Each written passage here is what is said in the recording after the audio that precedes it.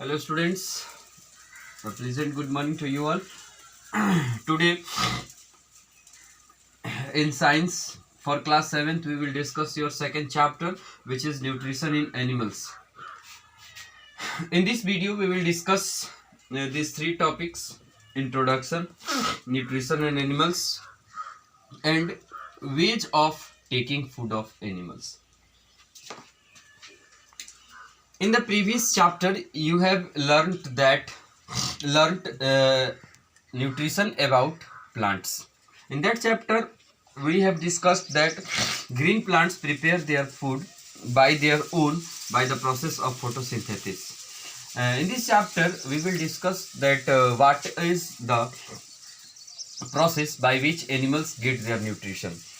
We know it very well that animals do not prepare their own food. They depend for their food upon green plants and the animals which eat green plants. Okay यानी कहने का मतलब है कि जो animals होते हैं वो अपने न्यूट्रिशन के लिए या तो ग्रीन प्लांट्स पे डिपेंडेंट होते हैं या फिर वैसे एनिमल्स पे डिपेंडेंट होते हैं जो ग्रीन प्लांट्स को खा करके अपना न्यूट्रिशन पूरा करते हैं. ठीक है, तो अब सबसे पहले हम लोग स्टार्ट करते हैं इंट्रोडक्शन. यानी इस चैप्टर में हम लोग एनिमल्स के न्यूट्रिशन के बारे में पढ़ेंगे. पिछले चैप्टर में हमने सीखा था कि ग्रीन प्लांट्स जो होते हैं वो फोटोसिंथेसिस की प्रोसेस से अपना भोजन खुद तैयार करते हैं, लेकिन कुछ ऐसे भी नॉन ग्रीन प्लांट्स होते हैं और साथ ही साथ animals as well as human beings जो होते हैं वो अपने न्यूट्रिशन के लिए ग्रीन प्लांट्स पे या तो डायरेक्टली और इनडायरेक्टली डिपेंडेंट होते हैं. ठीक है, तो अब हम लोग देखेंगे कि एनिमल्स, न्यूट्रिशन इन एनिमल्स. ठीक, यानी जीवों में न्यूट्रिशन कैसे होता है. तो nutrition in animals takes place in 5 steps. सबसे पहले 5 स्टेप में न्यूट्रिशन हमारे शरीर के अंदर में, चाहे कोई एनिमल हो चाहे ह्यूमन बींग्स हो, उनके शरीर के अंदर में इन 5 स्टेप्स में जो न्यूट्रिशन होता है वो पूरा होता है. सबसे पहला होता है इंजेशन.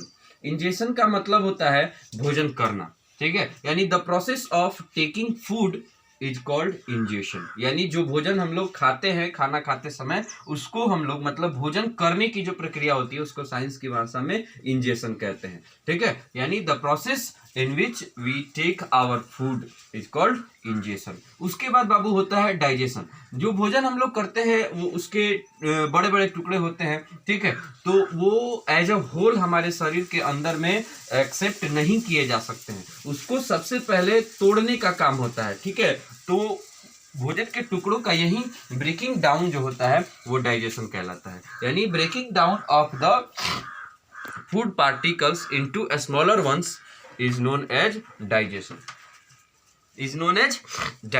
यानी भोजन के टुकड़ों को, भोजन में जो भी सब्सटेंस आप लेते हैं, दाल चावल सब्जी वाटेवर जो भी खाते हैं, उसको छोटे छोटे यानी न्यूट्रिएंट्स में तोड़ने की जो प्रक्रिया होती है उसको हम लोग डाइजेशन कहते हैं. उसके बाद होता है ऑब्जॉर्प्शन. और इस प्रोसेस में डाइजेस्टेड फूड जो होता है, ठीक है, यानी in this process digested food reached into the different parts of our body. ठीक है, यानी इस प्रोसेस में जो भोजन डाइजेस्ट करा लिया जाता है यानी तोड़ लिया जाता है छोटे छोटे टुकड़ों में टूट करके, जब वो न्यूट्रिएंट्स में बट जाता है तो न्यूट्रिएंट्स में बटने के बाद वो शरीर के हर एक हिस्से से पास करता हुआ शरीर के हर एक हिस्से में पहुंचता है. इसको हम लोग ऑब्जर्प्शन कहते हैं. ठीक है, यानी उसके बाद एसिमिलेशन प्रोसेस होता है. तो एसिमिलेशन प्रोसेस में, इन this process different body parts get energy from the observed food.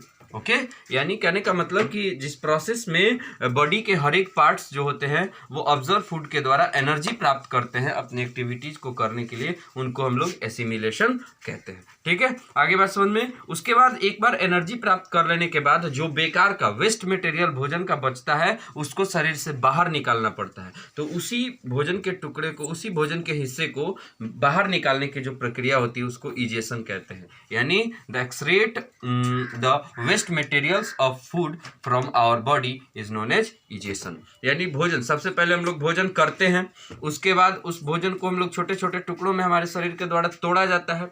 टूटा हुआ जो टुकड़ा होता है वो शरीर के सभी हिस्सों में पहुंचता है एब्जॉर्प्शन प्रोसेस में. फिर उससे एनर्जी प्राप्त किया जाता है एसिमिलेशन प्रोसेस के द्वारा, और फिर जो वेस्ट मटेरियल बचता है उसको बाहर निकाला जाता है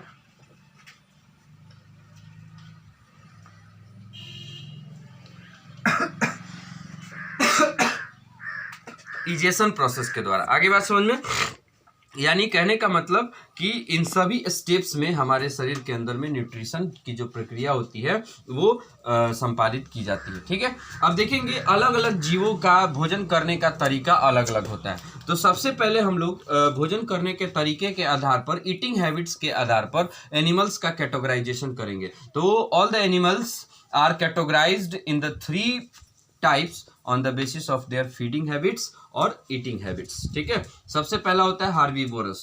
the animals which eat only green plants are called herbivorous animals. So for example cow, buffalo, ठीक है, rabbit etcetera. The animals which eat green plants as well the animals which eat only flesh of other animals, ठीक है, flesh of other animals are known as carnivorous। जैसे आप इसमें tiger, lion etcetera.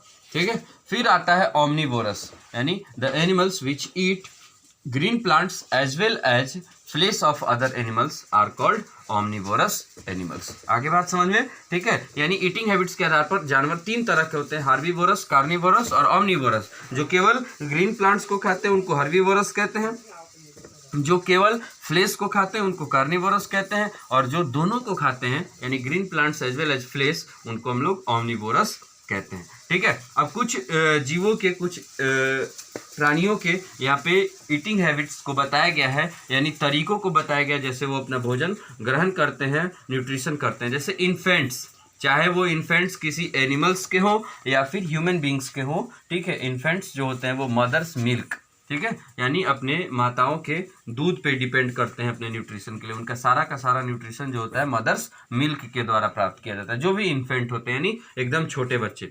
जैसे बीज का एग्जाम्पल लें, मधुमक्खियाँ जो होती हैं वो फूलों से, ठीक है, नेक्टर को सक करती हैं, नेक्टर को सक करके अपना न्यूट्रिशन पूरा करती हैं। स्नेक्स और लिजार्ड्स जो होते हैं वो डायरेक्ट अपने शिकारों को निगल जाते हैं, सोलो कर जाते हैं। ठीक है, यानी snakes and lizards solo there pray.